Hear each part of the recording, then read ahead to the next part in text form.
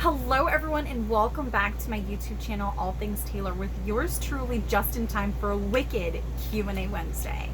I am super excited to get right down to these questions today. I am having a really awesome day and I'm just like super stoked.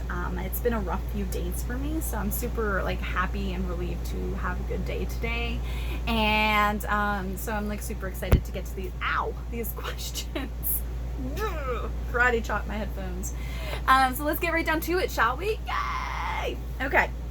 So most of these came from my YouTube channel. You guys are rocking on there. Make sure you comment below this video with your questions to, get the best chance of being featured in next week's Wicked Q&A Wednesday videos, and we can continue the week with fun. Tell your friends, like, share, subscribe, comment. Let's keep this YouTube channel growing. I have had a lot of fun interacting with you guys on social media, with my Twitter and my Instagram. Being subscribed on all my platforms, including this one, you are gonna be in for a treat. I have some really cool announcements soon. I can't wait. I've been sitting on one of them for almost 2 years. Super excited, and you never know if I'm gonna take a fan question that I asked on Twitter or Instagram and answer it myself here on my YouTube channel.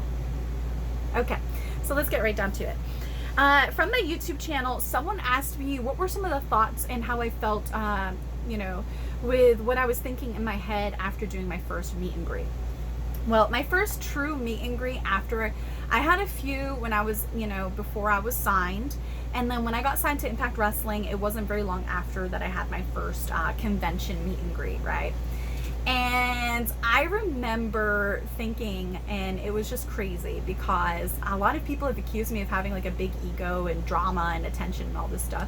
And it's like, a lot of times it's quite the opposite. And this is definitely an example of that, where it's like, I remember exactly what I don't remember a lot. I've been hit over the head so much in my career. It's nuts. But I actually remember this clearly in vivid detail. And it was not positive, which basically just goes to show self-talk is so important. You really have to learn how to believe in yourself when no one else will, and cheer for yourself in the silence, and let your success be the noise. I didn't learn those things until really late, but better late than never. So that's why I want to help other people realize these things a lot sooner. I think the world, as well as the industry itself, will be a better place. So for me, I remember this is where I met Eva Lise, Tori Wilson, and some other people. And I remember sitting down for my meet and greet. It was right after I got announced that I was signed to Impact Wrestling. So I had done one match, the gut check match, and then I did my kick out segment, which was my gut check promo, and I was signed.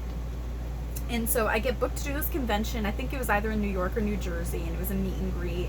And they had printed out my TNA 8x10 where I look hideous. It's not edited or anything, but I guess I should be happy about that because at least it was real, right? And wearing terrible gear, colors that don't look great on me because I still hadn't figured it out yet. They want me to be tan, so I'm trying to be tan. It's not working. And so I felt very unsure of myself at this point in time. I felt very uncomfortable in my own skin. I did not feel cute. I did not feel beautiful. I felt like I did not belong there.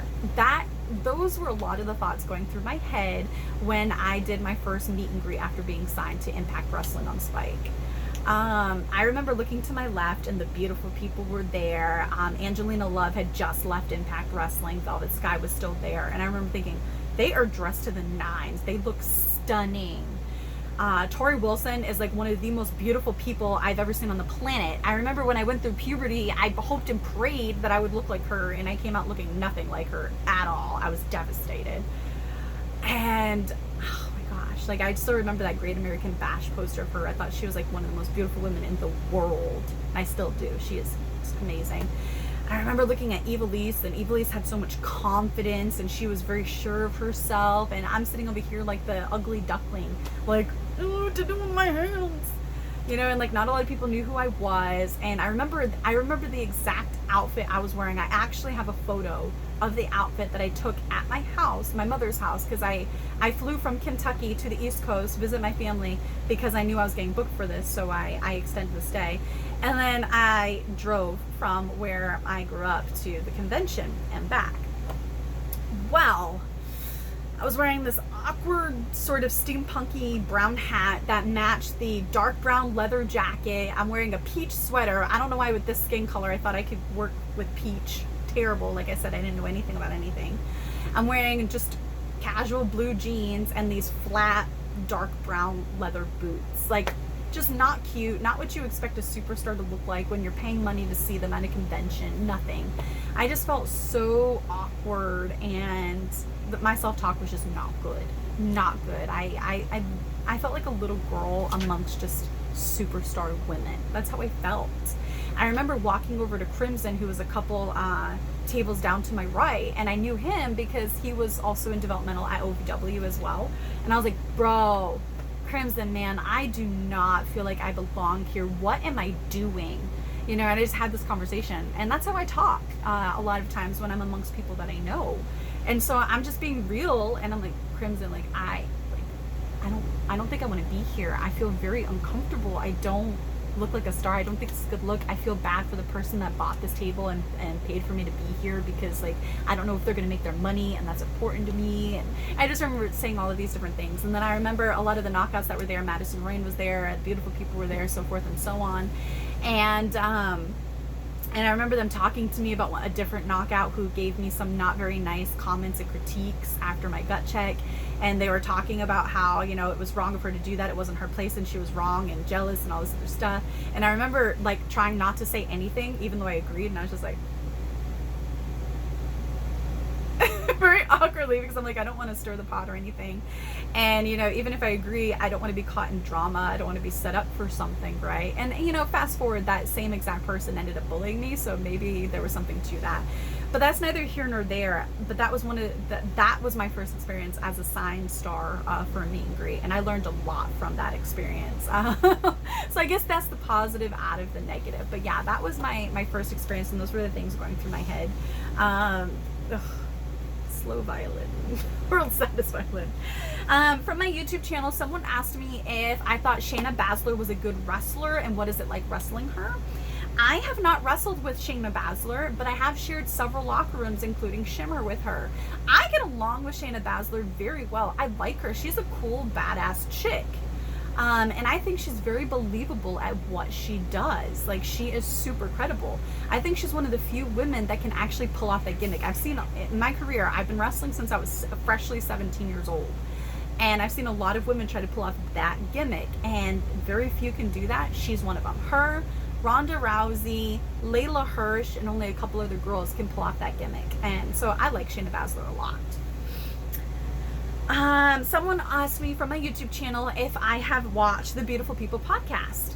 I have a hard time keeping up with myself with everything that I'm juggling, from being a published author to a podcaster, YouTuber, a contributing writer for Fightful, plus writing for the Fightful magazine, and doing motivational speaking and all this other stuff in wrestling and acting and everything and fitness. I have a hard time keeping up with myself, so I have very little time. But their podcast on the same platform that mine is, russosbrand.com. So for basically less than a super large grande cup of coffee a month, you get so much original content, including the Beautiful People podcast, my podcast, Talks with Taeler Hendrix, Stevie Ray's podcast, Shane Douglas, Vince Russo, Stevie Richards, and all kinds of other people. So I wish them nothing but the best. You know, the better they do, the better I do, the better the brand does, so forth and so on. So all about that positivity, you know. That's why I always say, like, success is not a pie. More success for somebody else doesn't mean less success for you. So that's my vibe. Put it out there. I hope it's contagious and other people catch on. The world would be such a better place, and the industry as well, in my opinion. Another one from my YouTube channel. What was it like taking my first back bump? Oh, honey. Terrible. They did not tell me to breathe out, so I felt like the Wicked Witch when the house gets dropped on her and her legs shrivel up like. I felt like all my ribs were broken. I felt like the very soul of my being was like taken from me. It was terrible, terrible. But I definitely paid my dues. I passed Chop Shop, which almost no woman has to do. They told me I didn't have to, but I wanted the respect, so I did it. Let me see. Oh, I have a bone chip in my elbow that I can move around from the time I did my first elbow drop and like thought it was real, and like my elbow Fun times. But yeah, my first back bump, terrible. I have a really interesting story about how I wasn't actually taught the mechanics of a bump until right before when I was training to go to WWE for my tryout. Yeah, so I spent most of my career with like, interesting. I can talk more about that if people want. Another one from my YouTube channel. You guys are rocking. Keep this up. Someone asked me if I have seen the Venom Carnage trailer. First off, it was really cool to see how many people were Spider-Man and Venom fans on my Twitter. You guys are so cool. I love getting to learn about you guys and then seeing you guys interact with each other over common ideas and stuff. It's really cool. That's what I wanted for the Taeler Army community, so it's really cool seeing that come about. I have not seen the trailer yet, but I'm super pumped because I think like Carnage and stuff very underrated. So I'm super excited, and I love Venom. Super badass. I saw somebody with like a luchador mask, a lucha libre mask that was like based off of Venom, and it was super cool looking, super badass. Another person asked me on my YouTube channel if I'm planning on any new merchandise. Yes, I'm flirting with the idea of, since I'm evolving my character, I might have a new t-shirt idea, and you guys can always find me on Cameo with cameo.com/Taeler Hendrix. If you want to check out my shirts, I have, I think, more than 5 shirts. ProWrestlingTees.com/Taeler Hendrix. And no matter what you guys get from me, I'm always donating a portion of the proceeds to different charities. So if you do Cameo with me, for now through Father's Day, I'm going to be donating to one of my dad's favorite charities, which is the Wounded Warriors Project and/or the ASPCA. Leading up to Mother's Day, I did one of my mother's favorite charities, which was St. Jude's Hospital. I love it. Like, I just love getting you guys in on stuff that I'm doing, and it's like together we're all giving back. I think it's really cool. Someone asked me on my YouTube channel if I have any favorite wrestlers from the 90s or 2000s, or just anybody that was very inspirational and or supportive of me. Behind the scenes, low key, I have some really cool, successful people that are supportive of me. Vince Russo is very supportive of me, and that was even before I was working for him under russosbrand.com for my podcast. I've submitted my work to a lot of people that I felt were more successful and more knowledgeable than myself throughout my career to get feedback from people that I've done stuff in this business. And I think that that really set me apart and helped me get a really, different and unique perspective on the industry and the craft and myself. So Vince Russo, Eric Bischoff, Bruce Pritchard, they've all been very supportive of me. Mickie James has always been very supportive of me from the first time I met her at Impact Wrestling. So that's really cool. I feel like I earned her respect, and that was awesome. Lisa Marie Varon is supportive of me. Victoria from WWE. Tara from Impact, so it depends on how you know her. Let me see here. Lacey Von Erich has been really nice to me. Tori Wilson has been very, very nice to me. I get along very well with Asuka and Lana in WWE. Rose McGowan has been a game changer for me. She has been so low-key, very inspirational and helpful to me, and I really appreciate all the time she has taken to discuss things with me and stuff, which is very interesting. Not a lot of people give her that kind of credit, so I'm severely indebted to her as a person. Rose McGowan. There's probably a lot more. Vicky Guerrero has been insanely supportive of me. The Boston native best-selling author Chris Brogan, he's been very supportive of my literary work. I was on his podcast, the Backpack Podcast. Robert Turbin has been very supportive. Goldilocks. Yeah, there's been like a lot of people, and so I'm very, very proud and thankful. Over the last couple of years. Oh, Shelly Martinez has been insanely supportive. Melissa Sampson of Monster Factory. So yeah, there's been a lot of people that are very supportive. I'm very blessed. Now, I wasn't always. I had to work really, really hard. Let me see. Someone asked me if I'm a feminist on my YouTube channel. That is a touchy subject. A lot of people like to hate on me and think like I hate men or something, and that's not the case at all. And I think, and that's mostly why I stay away from a lot of political and touchy subjects. But for me, I just want to see the world a better place. I don't care what your religion is. I don't care what your gender is. I don't care how you self-identify, where your family originates from. I don't care how much money you have in the bank. I don't care, what your sexual preference is. I don't care what political, all I care about is if you are a good human being and you're trying to do good in the world. That's all I care about, honestly. I support men and women. I support children going after their dreams. I support equality for everyone. And so I think the reason why feminism gets such a bad rap is because of extremists. And I think extremists ruin everything for everyone, no matter what it is, whether it's extreme fans, which you guys have experienced on a daily basis, you know, in the internet wrestling community, the IWC. If you've seen extreme fans of one promotion just decimate fans of another promotion for no reason at all, just because they're fans of a different promotion. You know, it's very silly. I think hate only gets more hate, and I'm not about hating people. I'm about telling the truth, being honest, trying to be the best version of yourself, being free with your authenticity, trying to do good out in the world. I think that's what will make the world and this industry a better place. And so I think that aligns with feminism, because feminism is about equality for everyone, no matter your race, gender, political, religious affiliations, and ethnicity. Yeah, to me, I don't believe in racism. I don't believe in hating somebody based on how they look. I don't believe in hating somebody for how much money they have in the bank. I don't believe in hating somebody based on their gender. You know, I grew up, you know, at one point with a single mom in an apartment on a 4th floor, and the backyard, the fence was separated by a halfway house, and most of my stuff came from thrift stores like Salvation Army and St. Vincent de Paul. You know, and I think my humble beginnings were awesome. They gave me a perspective that you don't have to have the best of everything to make the best of anything. And I think that that's, you know, part of my personality and ideals that I bring with today. I love getting to meet people from all walks of life and hear people's different points of view. I don't hate somebody based off of their point of view. I think more people should listen. And so that's my thoughts on feminism or no. I want to see it, for example, as it relates to the pro wrestling industry, I want to see equality for everyone. If you have Down syndrome, I want to see you achieve your goals. If you are a man and you're a good man, I want to see you achieve your goals. If you are a woman and you're a good woman, I want to see you achieve your goals. If you are a child looking up at us adults wondering what's going on, I hope you find the inspiration to go out into the world when it's your time and to do even better than we are, because you're going to see our mistakes and see what went right and what went wrong and why, and be able to adjust accordingly, because you're the next generation. You know, I want to help leave the world better than how I came into it, and that's my ultimate goal.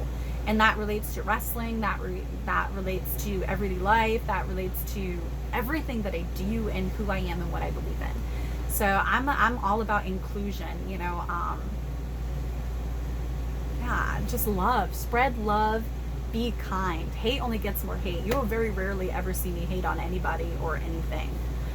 Just because I've seen what hate and intolerance and lack of discussion, I've seen what that can do.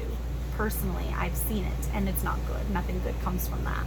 And I want to see good in the world. I want to see more good highlighted. Good things happen every day, but for whatever reason, they don't get talked about enough. They don't get nearly the same attention as negativity, which is crazy. Negativity spreads faster than positivity for whatever reason.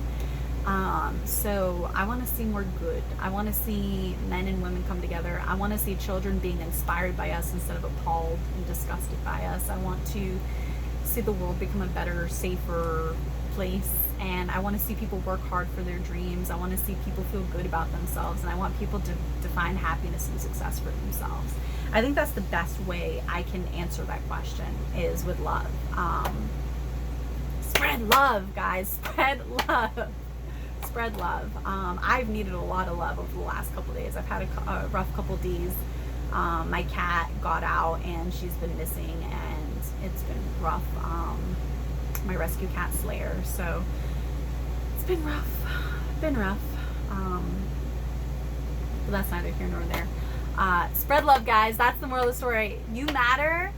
You deserve to be heard. Spread love, not hate. Don't hate on somebody. Appreciate and learn to listen. Sometimes people don't need to hear you. They just need to feel like they're heard and understood. And I think the world would be a better place. And extremism ruins things for pretty much everyone. Okay, someone commented about how I talked about how for a lot of my career I, set up rings, I set up chairs and all kinds of other stuff. They asked me that should have more than enough earned, respect to start my own Fed, my own promotion, so to speak, and Was it more that I wanted respect from older veterans as opposed to starting my own promotion? I don't think I really had many aspirations to start my own promotion. There's a lot that goes on with that, and it's a lot of that you have to deal with that. A lot of drama, a lot of inconsistency, a lot of selfishness. So I don't like to deal with that kind of stuff. That's why I like working for myself, to be honest with you. Because I'm in control, and all my hard work that went into my brand, I know I will protect it better than anybody because they didn't work for it, so they're not going to appreciate it as much as me since I built it from the ground up, basically. But do I regret having to do all those things to pay my dues? No. I think it made me the person I am, and it kept me humble, even though people like to say that I had like some sort of ego or whatever. To me, like, I started at Ring of Honor for free. I wasn't getting paid. I was, contributing to the funds for tolls and gas money and flights and all kinds of other stuff. I started there for free before I started making any money. I went to seminars and all kinds of other stuff. I set up chairs. I set up HD cables. I helped set up rings, take down rings, the steel ring posts, everything. I've even sold other people's merchandise back in the day. I don't regret doing that at all. Even when I was on television, I was still offering to do that at indie shows and whatnot. I don't regret that for a second. And yeah, it was very important for me. I definitely wanted the respect of veterans that came before me. That was really important. But I think I also wanted acceptance, but that's not something I really ever found. And I think that's a weakness that people exploit. When you have a need to be liked by everyone, you end up being a friend of no one because you're trying to appeal to everyone. And that is a way in which you indirectly give power over yourself to other people that shouldn't have that kind of power over you. So that is a lesson that you need to just focus on you to build you before you can help anybody else, and understand that that doesn't always mean you're accepted. Sometimes that means you're incredibly not accepted because other people want what you have, but they're not willing to do what you put in, the work that you're putting in. There's so many different variables, but I can discuss that more. So put in comments if you guys want to learn more about that. Let me see. Is there any female wrestlers, this is from my YouTube channel as well, that I find that were inspirational to me? Sherry Martel. I was very inspired by Sherry Martel, and I was very inspired by Velvet McIntyre and Princess Victoria. And I was also very much inspired and identified with Victoria when she was in WWE, especially when she was feuding with Trish Stratus. I loved Trish Stratus, but the problem for me was I didn't look anything like her. I didn't look anything like Lita.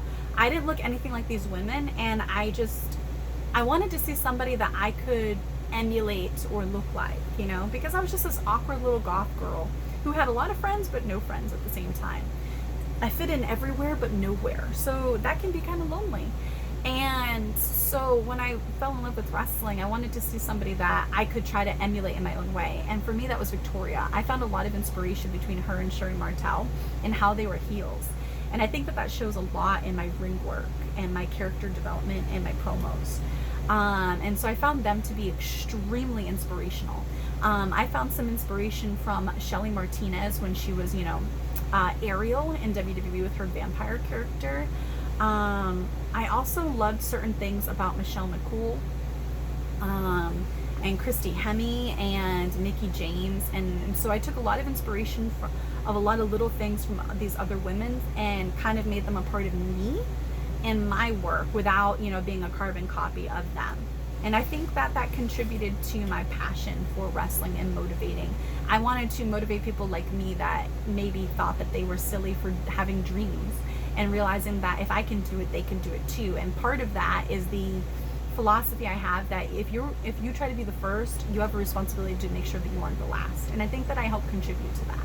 And that's partly because of those women, like Mickie James. I'm so love that woman to pieces. And so I think I took a lot of motivation from women like that, because they kind of defied the norm and the mold, and they dared to be revolutionary and different. And so that's why I always say dare to be revolutionary. If I would have been included in the Knockouts website back in the day when they did the dare to be, mine was supposed, if I would have been asked, I would have said I dare to be revolutionary. And I truly do. I've worked hard for everything that I have and every fan that I have, and Everything I ever wanted for my life, I'm doing or on my way to doing right now. And I think that shows my key phrase that I always say: all you need is love, guts, and gumption. Self-love to realize that you and your dreams matter. Guts to go after those dreams and believe in yourself when no one else will.